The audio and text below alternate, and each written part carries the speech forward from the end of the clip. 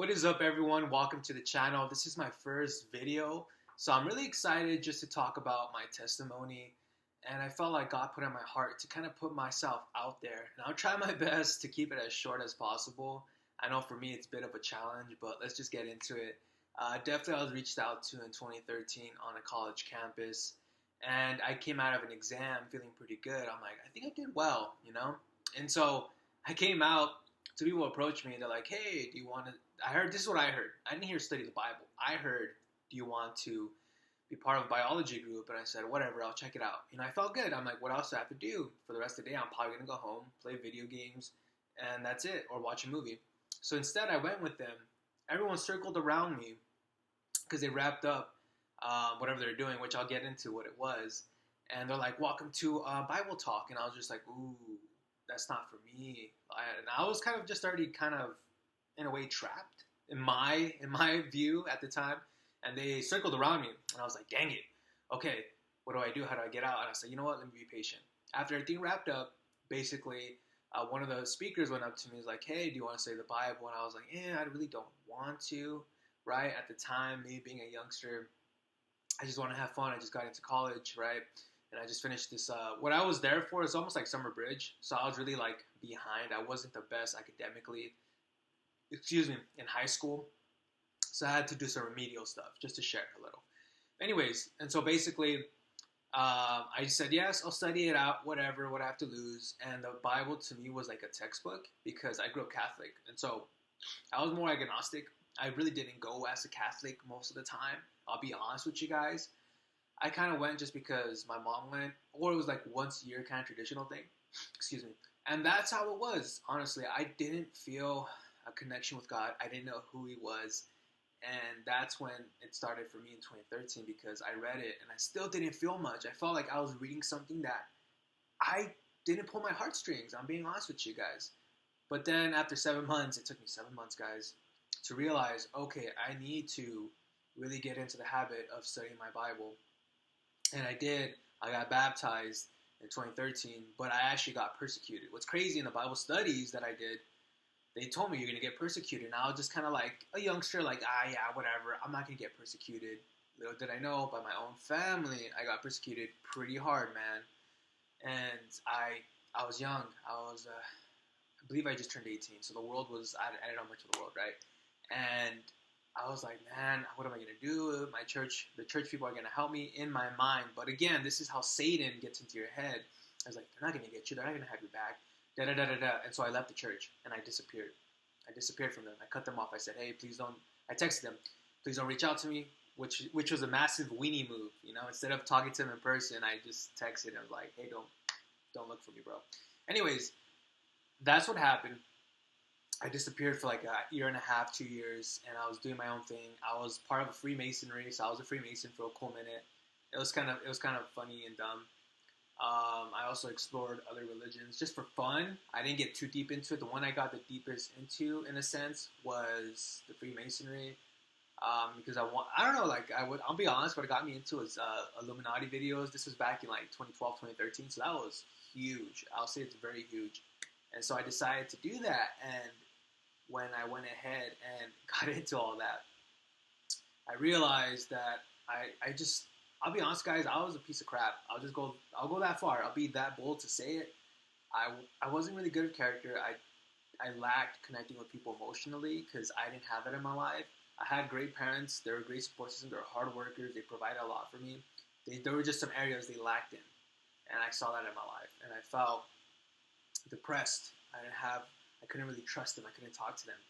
Not even my own brother. I'm keeping it real with you guys. And it's one of those things where, like, you're in a home, you're in a family, but you're not really connected, plugged in. And because I'm the only one in my family, just to share with you guys, that is a disciple of Christ. A lot of them are not. They're either have some different version of God in their head.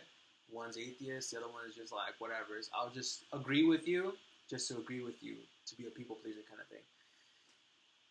So yeah, I disappeared for 2 years, guys, and basically I was at rock bottom. This was 2015. I think my family from Mexico visited. They were Christians, they were disciples, and yeah, the family from Mexico came. I saw their unity, I saw their prayer, I kind of mocked them when they were here, kind of saying stupid stuff. And I saw how much of unity they had and love, and that's only because of Christ. It was very evident to me. Once they left, I still have it. Here was like a little letter by my cousin. Her name's Yvonne. I just throw it out there, and she wrote it out, right? And it was really encouraging and cute, and I loved it a lot. And it broke me down into tears, and I said, "Man, this is what I'm lacking." Like, wow, like I cried, and it was a lot of like guilt because the way I didn't treat them like physically bad, but it was just like I could have done a better job. I could have loved them more. I lacked a lot. I wasn't there as a family member. You know what I mean? And yeah, and I just said, I need you, God, and I prayed.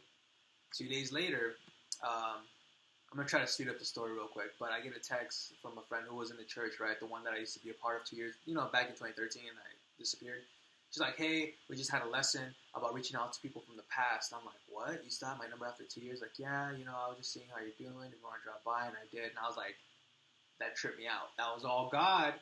God uses anything. Use that moment, and there you have it. I'm back into studying it, and I want the studies when I got restored. I didn't want to come in like, "Oh yeah, let's put me back in the club," and I'm like, "Nah, I've been gone for a cool minute, and I need these restoration studies because I did disappear." And then I got restored in 2015. And guys, let me tell you, if I could really share, make this short, because I'm even looking at the time right now. Man, when I was gone for 2 years, I saw a difference in my life.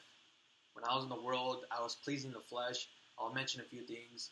I dealt with addiction to lust, right? And so I'm going to keep it real with you guys. When you are addicted to lust, you're going to go to pornography, which I did, right?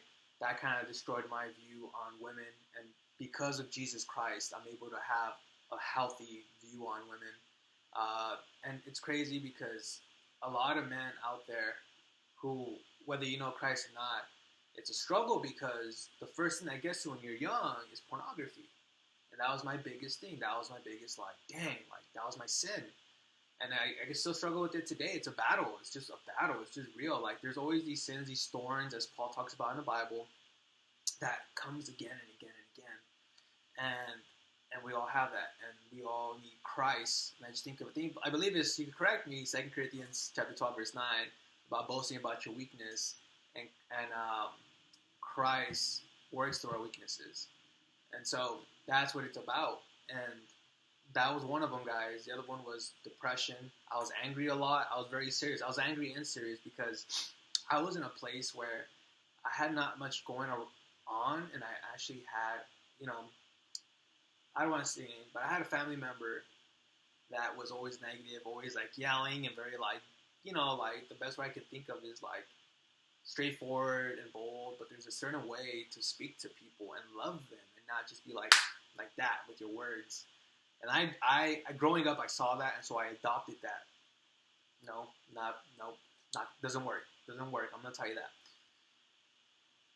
And so I lacked friendships because I wasn't sweet with my words, and also just I could tell that I could be honest, but it was honesty in a very brute way. And so, thanks to Christ, I've learned to have more positive mindset and speak because I changed my mindset. Like I think of Romans 12:2, renewing of the mind.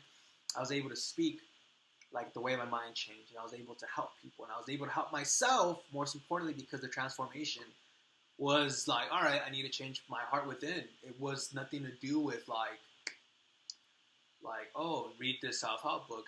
It was Christ saying, "Hey, bro, you need to work this area in your life." And even people in the church that I'm in currently have helped me, mold me, and they were good shepherds and also good mentors that we all need to disciple each other. And they helped me grow. I just see how I took that step. And even doing leadership, guys. Let me say this before. I don't want to extend this video too long. But I'll share those things that I struggled with was pornography. It was definitely hatred, jealousy. There was one that I was sharing earlier, but you could always rewind it. But those were struggles for me because I grew up with that. Things were modeled like that for me in my home.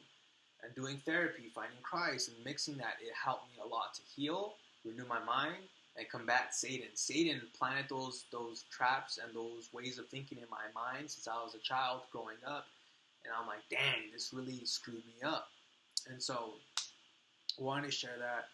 I myself, I'm an introvert. That's why the channel is called Introvert World and stuff like that, because it's coming from perspective of an introvert. And guys, I was terrible with leadership in a sense. Yeah, I was. I'll be honest, I was. But I was given a chance to lead, and reason I was able to lead is because I wanted to. I've always wanted to when I was younger. I was afraid because I have anxiety, guys. I'm in public speaking. God has helped me like lower the anxiety, but it's still there. Like that heart pumping, it comes. That time when like you feel like it's like choking a little bit in the air. It comes in when you're public speaking. You're up there and you're just like, oh, what do I say? It hits me too when I'm in front of church or anywhere, right? But over time, God has helped me like a lot, guys. I'm not even trying to lie. Like, thank God for helping me grow and like do things that I would have never done in front of people, like being nervous, anxiety, all these things that are up here. The battle is up here, guys. Anyways, I'm blessed.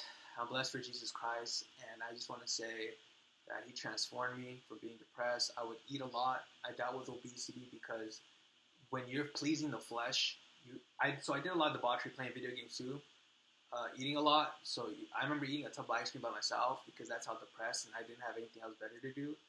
And that's where it leads to like this obesity. You just don't value yourself. And Jesus Christ valued me, and then I was like, I need to give myself some self-respect, and I started valuing myself. But before I go a little too longer, guys, I'm gonna wrap it up here. There's so much more I want to say, but God has transformed me, and He can transform you. Jesus Christ is the way. I've always had to stop this vague thought about God, but there's only one and true God, and that's Jesus Christ. You guys need to find Him. Find yourself a church. Reach out to me if you need assistance with that or anything, right? I'm just here to share my story and help you guys out, and I love to hear other people's testimonies. I love looking at the Christian community on YouTube. But I just want to wrap this up with a prayer before we close it out, so let me go ahead and do that. Thank you, Heavenly Father, for this time to record this. Really just for the Christian community on YouTube or people all over the world, whatever they may be struggling with, Lord. I know that your power will help us push through all this craziness happening with COVID, Lord. I pray for people that are dealing with racial issues and the tensions in the world, for our brothers and sisters all over the world. I also pray for people that are struggling financially, that they get the help they need. Most importantly, Lord, give them the peace of mind. I know you created COVID for us to think about you more, and has done a lot of great things, Lord. I pray for all the lost souls dealing with depression, sin. I know Satan is crafty, but please send your angels. Please send protection to the people that want to believe in you, that are curious about you. And please, please, Lord, help them a lot. We love you. In your Son's name, amen. So that'll be it for me, guys. I appreciate you guys for really doing this, checking it out, and hopefully I can do more stuff. Love you. Peace out.